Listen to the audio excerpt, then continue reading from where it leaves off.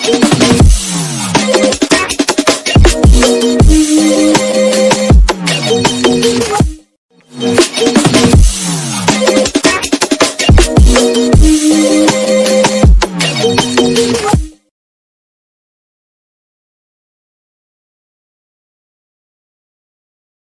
दोस्तों, कैसे हो? आपका स्वागत है त्रिपाण स्टडी सेंटर में। आज जो हम करने जा रहे हैं क्लास 12 NIS बोर्ड का हिंदी। ठीक है, ये जो है +2 यानी क्लास 12वीं का हिंदी का चैप्टर है 22वां।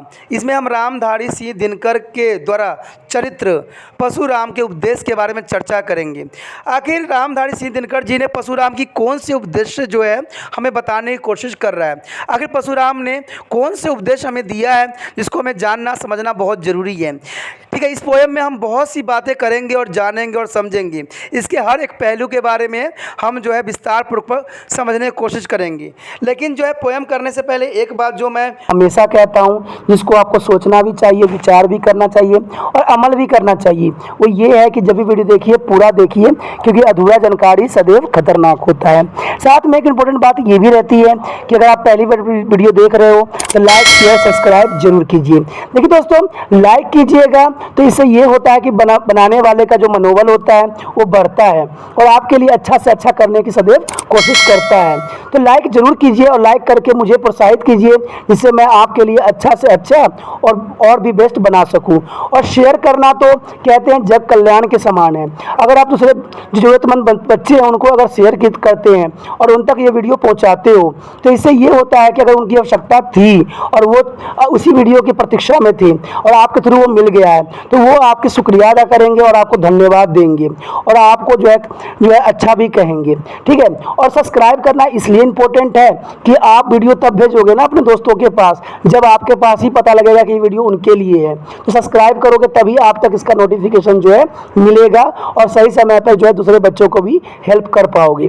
दोस्तों, आप सोचते होंगे कि त्रिपाण स्टडी सेंटर जो है सिर्फ वो जो है NIS बोर्ड के लिए ही वीडियो बनाता है या सिर्फ एक ही क्लास के लिए वीडियो बनाता है। ऐसा नहीं है दोस्तों, ये जो है कई मायनों में हर जगह जो है हेल्पफुल है, क्योंकि ये जो है 8th class 9th 10th 11th 12th CBSE के सभी चैप्टरों को जो है कवर करता है। प्लस जो है NIS बोर्ड 10th हो या +2 हो सभी सब्जेक्टों को कवर करता है।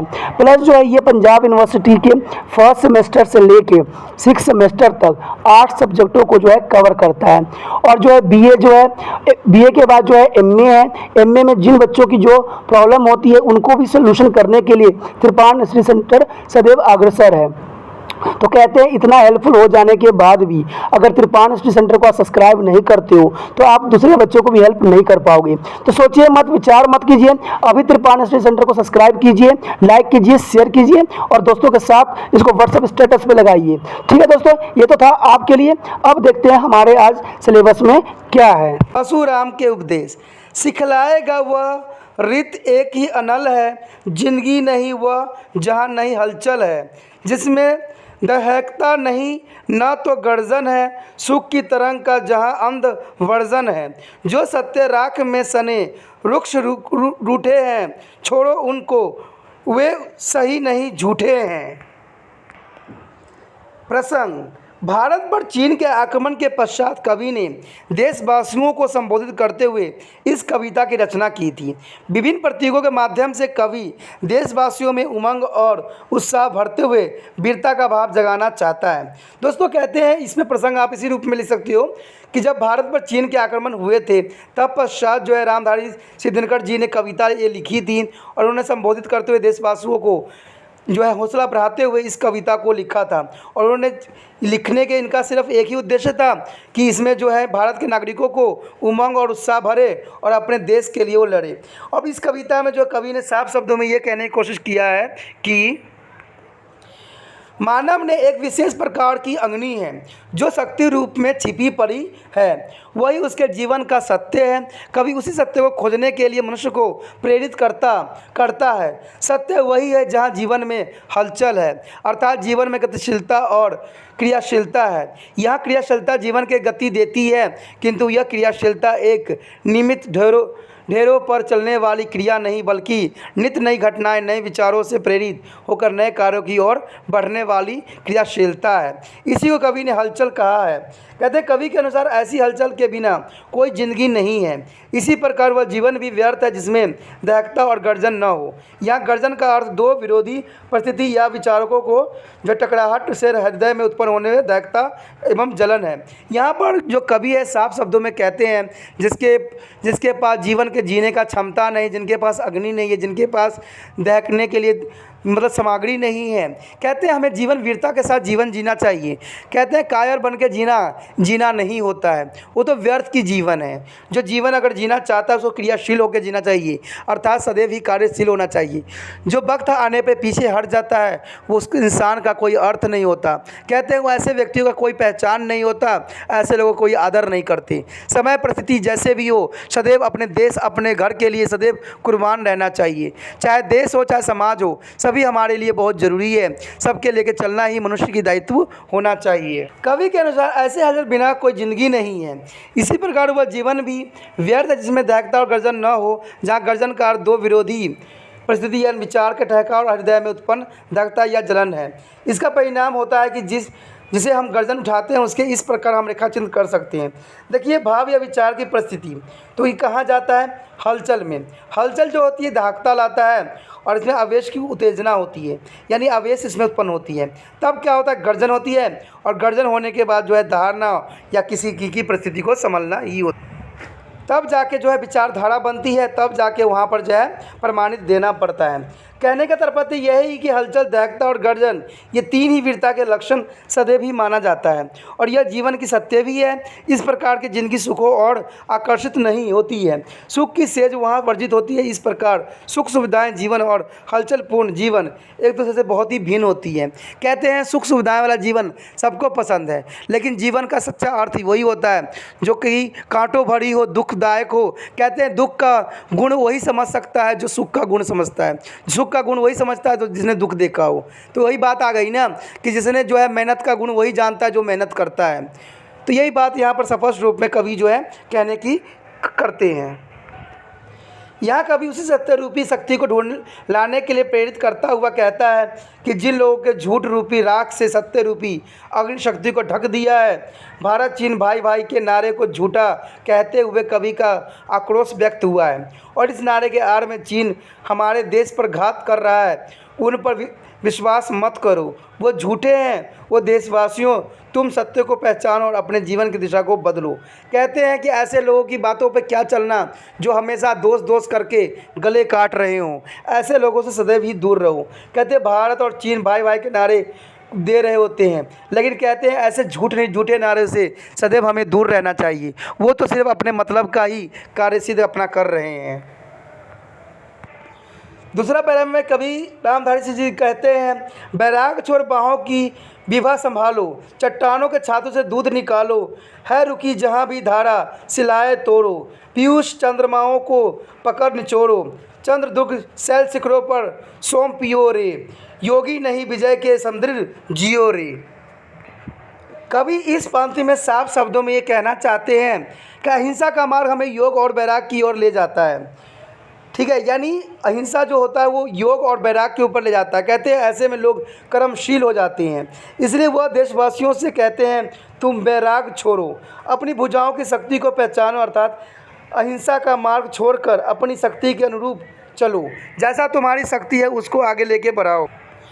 कहते हैं तलवार बंदूकें उठाओ और कठिन परिस्थितियों में भी अपना मार्ग खोजो। कहते हैं दुर्गम सीमाओं को पार करो और अपना लक्ष्य प्राप्त करो। हे देशवासियों, योगी नहीं वरन विजय की समान जो है सीना सीखो। विजय जो है कहते हैं ना विजयी समृद्ध जियो। रेपांति में कवि ने देशवासियों को जो है कर्म ठहरता का प्रतीक बनाना चाहते हैं जो जीवन संग्राम में अपने कर्तव्य बल पर सदा विजय बने। इस पंक्ति में उपमा अलंकार का सौंदर्य भी दिखाई देने को मिलता है। कहते हैं योगी योग ध्यान में लीन संसारिक मोह से दूर चुप बैठा होता है, जबकि वीर विजय की लालसा में कर्तव्य पथ पर चलता ही रहता है, विजय पताका फहरा कर ही दम लेता है। कवि यहाँ पर कहना चाहते हैं कि योगियों से देश में विकास नहीं होगी, जबकि वीरों से देश विकास की ओर बढ़ेगा। तो ये बात तो सत्य भी उन्होंने कहा। कहते हैं योगी तो होते हैं, योग साधना में लगे रहते हैं। तो देशवासी वही बढ़ेगा, जो विकास तभी देश करेगा जब वीर बनेंगे। वीर ही जो है देश की रक्षा कर लेंगे। योगी कभी भी, जो योगियों होते हैं वो देश की कभी विकास नहीं कर सकती हैं। इसमें जो है रामधारी दिनकर जी ने इस साफ शब्दों में कहने की कोशिश किया है और इसको समझाने की कोशिश भी किया है। कहते हैं योगी जो होते हैं योग ध्यान में लीन, निम्रोही और संसारिक होते हैं, जबकि विजय और कर्मवीर दृढ़ निश्चयी, प्रेमिक और वीर होते हैं। यानी इनमें दोनों में जो है बहुत अंतर इन्होंने दिखाने की कोशिश भी किया है। बाद में उन्होंने बताया है कि जो योगी होते हैं वो अहिंसावादी होते हैं, कोमल होते हैं, दयालु होते हैं, ठीक है। लेकिन वही वीर जो होते हैं उत्साही, परिश्रमी और कर्मनिष्ठ होते हैं। लेकिन कवि का तात्पर्य ये नहीं कि हमेशा लड़ाई झगड़ा करते रहो। अहिंसा को त्यागने पर कवि का बल इसलिए है कि जब शत्रु हमारे ऊपर आक्रमण कर दे तब भी अहिंसा के दर्शन पर अड़े रहना उचित नहीं होगा। कभी कभी देश की रक्षा और सुरक्षा और राष्ट्र की सुरक्षा के लिए हिंसा आवश्यक बन जाती है। देखिए कवि यहाँ पर साफ शब्दों में ये कहना चाहते हैं कि जैसा परिस्थिति हो इंसानों को वैसा ही कर्म करना चाहिए। परिस्थिति के अनुसार ही ढल जाना ही एक सज्जन पुरुष, एक महान पुरुष का कर्तव्य होता है। कहीं ये ना हो कि दूसरा व्यक्ति हम पे आक्रमण करे और हम योगी बन के बैठे रहें, तब उस समय जो है आपकी घर की रक्षा कोई नहीं कर पाएगा, आपकी देश की रक्षा, आपकी समाज की रक्षा कोई नहीं कर पाएगा। उस समय जब आप तलवार उठाओगे तभी जाके आपकी देश की रक्षा होगी। आपने देखा भी होगा कि कई गुरुओं ने ऐसा ही किया है, कई गुरुओं ने उपदेश दिया है तो कई गुरुओं ने जो है तलवार उठाया अपना देश के रक्षा के लिए, अपने समाज की रक्षा के लिए, अपनी बहू बेटी की रक्षा के लिए। तो हमें सदैव अहिंसा का ही सहारा नहीं लेना चाहिए, कभी हिंसा के भी सहारा लेना पड़ जाता है।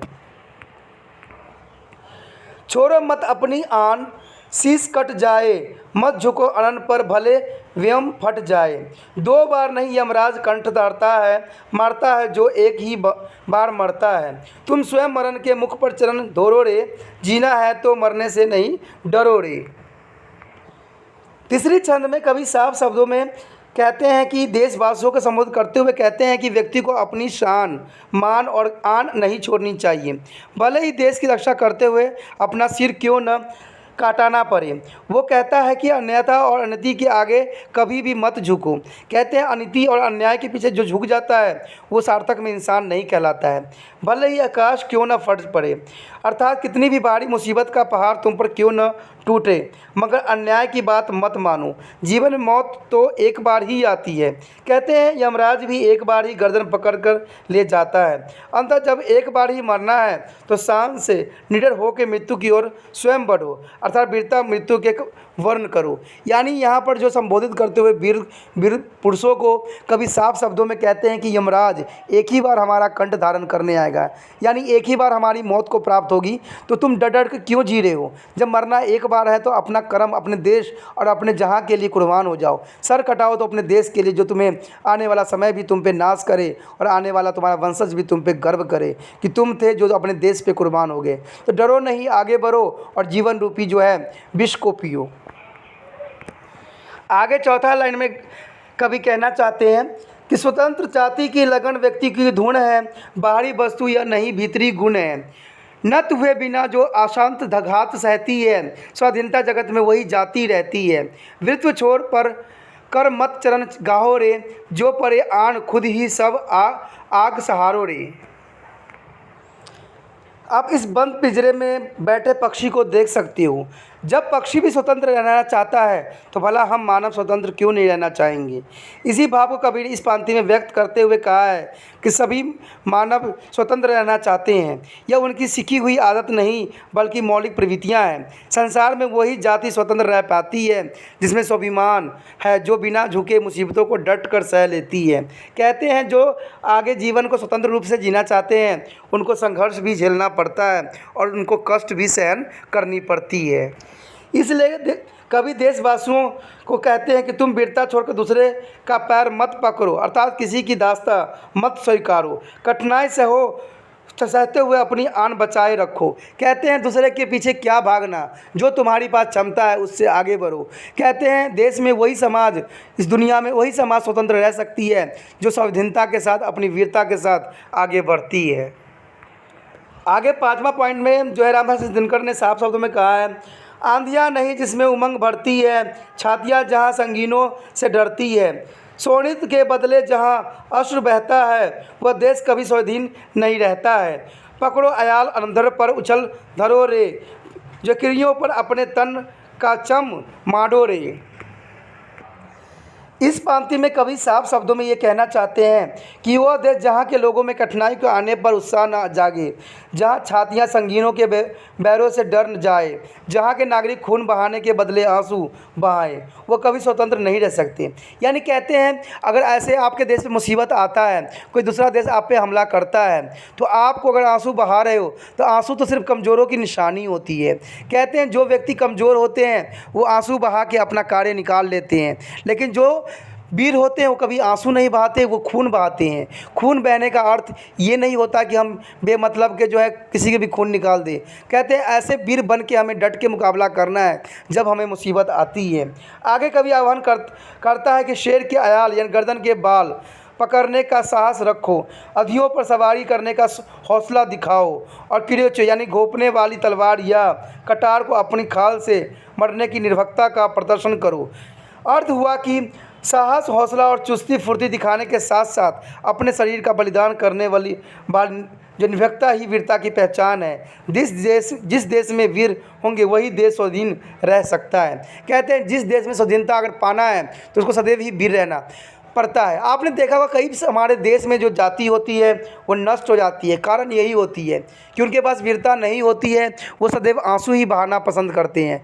आपने देखा भी होगा कि कुछ व्यक्तियों को लोग बहुत दबाते रहते हैं। क्यों? कई कारण क्या होता है, वो उस पर अपना अधिकार जमा लेते हैं और वो बेचारा जो होता है आंसू निकालता हुआ सबको अपना दुखड़ा सिर्फ सुना रहा होता है। अगर वो उसको भी पाना था, उसको भी साहस दिखाना चाहिए था और उससे लड़ जाना चाहिए था और अपना जो है कहते हैं ना कि जो है पहाड़ का सीना फाड़ के अपने लिए रास्ता निकालने की प्रयत्न करना चाहिए। आखिर में कवि यही कहना चाहते हैं कि हे देशवासियों, तुम शत्रु के गर्दन पकड़कर शत्रु सेना पर टूट पड़ो। इस क्रम में तुम भी क्षति विक्षत हो सकते हो, मगर उसकी बिल्कुल भी परवाह न करो। स्वाधीन रहने की कीमत मृत्यु भी हो तो उसका वर्ण करो। यहाँ पर साफ शब्दों में जो है कवि कहना चाहते हैं कि देखिए जब हम किसी दूसरे पर आक्रमण करते हैं तो ये नहीं है कि हम उनको ही ख़त्म कर देंगे, वो भी हमें ख़त्म कर सकते हैं, तो इसलिए डरो नहीं। कहते हैं कि जब आक्रमण तुम करोगे तो तुम भी विक्षत हो जाओगे, यानी तुम भी टूट सकते हो, तुम भी घायल हो सकते हो। लेकिन कहते हैं इनकी बिल्कुल ही परवाह ना करो। स्वाधीन वही जाति रहती है, वही रहता है जो मृत्यु का वर्ण करती है। कहते हैं जो मृत्यु से डरता नहीं है जीवन में वही स्वाधीन रह पाता है। जो डरते हैं वो घर के अंदर छुप जाते हैं, वो कभी वीर पुरुष नहीं बन पाते हैं। आखिरी लाइन में जो कवि साफ कहना चाहते हैं कि स्वर में पावक यदि नहीं विद्या बंधन है, वीरता नहीं तो सभी विनयम कद्रनंद है, सिर पर जिसके असिघात रक्त चंदन है, ब्रह्मरी उसी की करती अभिनंदन है, दानवी रक्त से सभी पाप धुलते हैं, ऊंची मनुष्यता के पथ पर भी खुलते हैं। इस लाइन में कवि साफ शब्दों में यही कहना चाहते हैं कि वीर की आह्वान करता हुआ कवि कहते हैं कि वीर की वाणी में जो ओज रूपी अग्नि की शक्ति प्रतिनिष्ठ होती है, यदि वाणी में ओज नहीं तो उसकी वंदना व्यर्थ है, अर्थात उसे वीर कहना शोभा नहीं देता है। विनम्रता व्यक्ति का गुण माना जाता है, किंतु कवि के अनुसार विनम्रता के साथ साथ वीरता अनिवार्य है कि विनम्रता के साथ बोलते हुए व्यक्ति की वाणी ऋण और करती सी प्रतीत होती है। वीर व्यक्ति की वही सुंदर लगता है जिसके मस्तक पर शत्रु प्रहार के चिन्ह हो, यह चिन्ह उसके मस्तक पर रक्त रूपी चंदन के समान शोभयमान हो। ऐसे ही वीरों के अभिनंदन होती है। शक्ति की देवी दुर्गा भी ऐसे वीरों के अभिनंदन करते हैं। कहते हैं कि ईश्वर भी उन्हीं के साथ देते हैं जो वीर बने हुए रहते हैं, जो वीर नहीं उसको ईश्वर भी साथ क्या देंगे। कहते हैं ऐसे लोगों को तो कहते हैं देवी दुर्गा भी अभिनंदन करते हैं और इसका जो है सम्मान जो है परलोक में भी होता है, क्योंकि आप वीर हो, वीर के हर जगह सम्मान ही सम्मान सदैव होता है। अन्यायी शत्रु को मारने से धरती के पाप दूर होते हैं। कहने का तात्पर्य यही है कि अन्याय को मारना पुण्य का कार्य होता है, क्योंकि अन्यायी व्यक्ति अपने जीवन काल में पाप और अपराध क्रम से पूरे वातावरण को दूषित कर देता है। ऐसे व्यक्ति की हत्या से जो खून बहेगा उससे उसकी द्वारा किए गए पाप धुलेंगे। अंत ऐसे दुश्मनों का संहार करना ही पुण्य कार्य माना जाता है। इसी कार्य से समाज का जो है विकास आदर्श रूप में हो सकेगा। समग्र रूप से कह सकते हैं कि इस कविता द्वारा कवि ने वीरता गुणों का वर्णन करने की साथ साथ देशवासियों का आह्वान भी किया है कि उन गुणों को अपने में जाकर तत्कालीन परिस्थितियों से निपटे। देखिए दोस्तों, यहाँ साफ शब्दों में कवि ने कहने की कोशिश किया है। देखिए बेशक यहाँ परशुराम के उपदेश दिया गया है, लेकिन कहते हैं ना परशुराम के भी शायद यही उपदेश थे कि क्योंकि परशुराम ने भी कहते हैं कई बार 21 बार जो है धरती को छत्री से विहीन कर दिया था, क्योंकि छत्री जो थे अत्याचारी थे और बार बार जो है भारत के लोगों को प्रॉब्लम क्रिएट करते थे और बार बार उनको मुसीबत में डालते थे। तो जाके परशुराम ने उनको हत्या भी कर दी। कहते हैं इतने बार हत्या किया कि वो लोग परशुराम के नाम सुनते ही कांपते थे और रोते थे। तो क्योंकि परशुराम जो थे बहुत वीर थे और उनकी शक्ति का कोई यथार्थ नहीं था, फिर भी उन्होंने जो है इंडिया को कई बार यानी इस पृथ्वी को छत्री विहीन करके उन्होंने साबित कर दिया कि अत्याचारियों का सदैव ही खून बहना चाहिए और उसी खून से जो है देश और जो है धरती का पाप मिट सकता है। कहते हैं बुरे लोगों को मारना कोई गलत नहीं होता है, ठीक है, क्योंकि बुरे लोग जो होते हैं समाज के लिए खतरा बन जाते हैं और ऐसे खतरों को दूर करना ही समाज का मेन उद्देश्य होना चाहिए। क्योंकि जीवन अगर आप सादगी भरा जीना चाहते हो तो ऐसे मुसीबतों को हटाना ही पड़ेगा और ये मुसीबत तब हटती है जब आपके अंदर वीरता और साहस होती है। लेकिन कभी ने ये भी बात कही है कि वीरता कभी हमें जो है तुच्छ और निर्बल लोगों पर नहीं दिखाना चाहिए। आज जो व्यक्ति है अपनी वीरता छोटे और जो समक्षहीन है, जिनमें शक्तिहीन है, उन पे वीरता दिखाते हैं। ऐसी वीरता दिखा के क्या फ़ायदा। अगर आप पे कोई देश प्रहार करता है तो आप चुप मत बैठो। कहते हैं ईंट का पत्थर जवाब जो ईंट का जवाब पत्थर से देना ही मनुष्य की बात होनी चाहिए। कहते हैं इंसान क्या एक बार जो है ईश्वर किसी के भी मारता है, एक बार ही जो है यमराज प्राण हरता है। फिर हमें बार बार मरने और बार बार सोचने की क्या आवश्यकता है। जो कर्म आपको मिला है वो सदैव वीरता के साथ और साहस के साथ सदैव ही करना चाहिए। यही जो है परशुराम का उपदेश है। इसी के साथ जो है दोस्तों हमारा टॉपिक आज खत्म हो रहा है, ठीक है। अगर आपको अच्छा लगा तो लाइक शेयर सब्सक्राइब जरूर कीजिए। अगर पहली बार अगर आप वीडियो देख रहे हो, पहली बार मेरे चैनल पे आए हो तो सब्सक्राइब करना आपका फर्ज बन जाता है। सब्सक्राइब करने से ये होगा कि जो भी मैं आप क्लास के रिगार्डिंग कोई भी वीडियो डालूंगा उसका नोटिफिकेशन जो है समय समय पर आपको प्राप्त होता रहेगा। अगर सब्सक्राइब नहीं कीजिएगा, अगर आप दोबारा से त्रिपाण सेंटर पर आने की कोशिश कीजिएगा तो वहाँ पर आप त्रिपाण लिखिएगा तो जो है वो तिरपस कर देगा, ठीक है। जो आप गूगल पर सर्च करेंगे तिरपस कर देगा, जिससे वजह से आप जो है मेरे वीडियो का जो है फायदा नहीं उठा पाओगे। तो सोचिए मत, विचार मत कीजिए, सब्सक्राइब कीजिए। आप सोचते होइएगा कि मेरे जो एग्जाम खत्म हो जाने के मेरा क्या जरूरत है त्रिपाण स्टडी सेंटर से, ठीक है, तो इसलिए सब्सक्राइब नहीं करने का सोचिएगा। लेकिन दोस्तों ऐसा नहीं है, त्रिपाण स्टडी सेंटर जो है बहुत हेल्पफुल है। क्योंकि ये जो है आपके 8th class 9th 10th 11th 12th जो आर्ट्स के सब्जेक्ट को कवर करता ही है, प्लस जो है ये NIC बोर्ड के जो है 10th +2 को भी कवर करता है। साथ में BA जो है फर्स्ट ईयर से लेकर 6 सेमेस्टर तक बच्चों के लिए ये अग्रसर रहेगा आर्ट्स सब्जेक्ट में। तो सोचिए नहीं, विचार नहीं कीजिए, काफ़ी जो है त्रिपाण स्टडी सेंटर का फायदा ही फायदा है, ठीक है। अगर आप मुझे प्रोत्साहित करोगे तो आपके लिए मैं तरह तरह के वीडियो बनाऊंगा जो आपको फायदा पहुंचाएगा। एग्जाम के तौर पे मैं आपको जो है पेपर भी आपको सोल्यूशन करके दिखाऊंगा जो आपके लिए फायदेमंद रहेगा। अगर नहीं सब्सक्राइब कीजिएगा, मेरा मनोबल घटेगा, तो हो सकता है कि आपको फिर दोबारा मैं नया वीडियो बनाऊं और आपको फायदा ना पहुंचाऊं। तो अभी भी नहीं सोचिए, मेरा जितना आप फैलाइएगा, जितने दूसरे बच्चों के साथ शेयर कीजिएगा, उतना जो है मैं आपके लिए कार्य करने में अग्रसर रहूंगा, ठीक है दोस्तों। इसलिए सोचिए मत, विचार मत कीजिए, अभी सब्सक्राइब कीजिए और अपने व्हाट्सएप स्टेटस पे लगाइए और दूसरे बच्चों के साथ भी शेयर कीजिए, ठीक है दोस्तों। अपना ध्यान रखना, बाय।